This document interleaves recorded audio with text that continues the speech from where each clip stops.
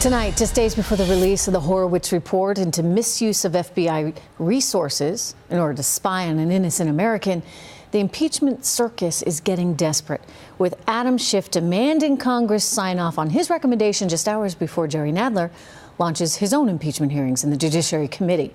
It's the beginning of the end for the Dems, but they're too knee-deep, shall we say, in a total shitstorm to see it.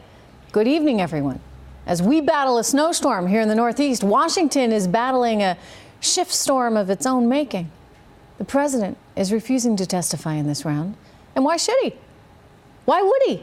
I mean, for goodness sakes, given the bias, given the conjecture, and the total lack of neutrality in covering this entire impeachment ordeal, he'd have to be crazy to step foot in their courtroom. You have only to look at the mainstream media and the left's response to the president traveling to Afghanistan to be with our troops this Thanksgiving. Newsweek reporting that he was golfing and tweeting. You see that? In actuality, this is what the president was doing on Thanksgiving.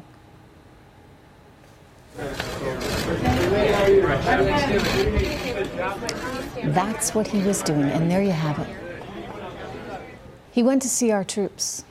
He went to thank them for all their hard work, for the fact that they're risking their lives every day to protect all of us so we can have the freedoms we have. This is interpretation versus reality. This is all we've gotten for nearly 3 straight years from both the media and the left. They say he's done a horrible job as president, and yet the reality is our stock market is at a record high. Our economy has posted quarter after quarter of growth. Unemployment is at a record low. You wonder why the president refuses to feed the beast, as they say. I mean, why testify in a rigged court when anything and everything you say will be, for certain, used against you? There is no benefit of the doubt when it comes to him.